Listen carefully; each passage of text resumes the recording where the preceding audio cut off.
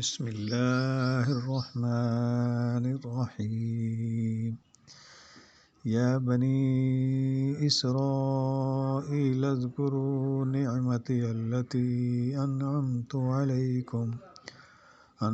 عليكم وأوفوا أوف بعهدكم وإياي فارهبون۔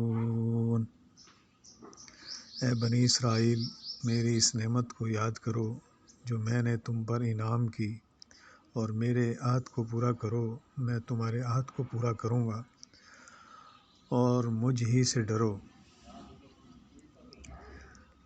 اصل میں اسرائیل جو ہے یہ حضرت یعقوب علیہ السلام کا لقب تھا۔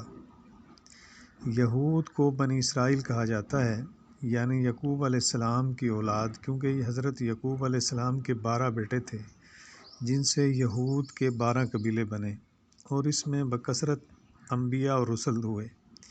یہود کو عرب میں اس کی گزشتہ تاریخ اور علم و مذہب سے وابستگی کی وجہ سے ایک خاص مقام حاصل تھا، اس لیے انہیں گزشتہ انعامات الہی یاد کرا کر کہا جا رہا ہے کہ تم میرا وہ عہد پورا کرو جو تم سے نبی آخری زماں کی نبوت اور اس پر ایمان لانے کی بابت لیا گیا تھا۔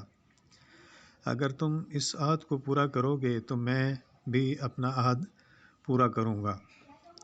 تم سے وہ بوجھ اتار دیے جائیں گے جو تمہاری غلطیوں اور کوتاہیوں کی وجہ سے بطور سزا تم پر لاد دیے گئے تھے، اور تمہیں دوبارہ عروج عطا کیا جائے گا، اور مجھ سے ڈرو۔ میں تمہیں مسلسل اس ذلت و ادبار میں مبتلا رکھ سکتا ہوں جس میں تم بھی مبتلا ہو، اور تمہارے آباء و اجداد بھی مبتلا ہیں، تو اپنی بات پہ قائم ہو جاؤ۔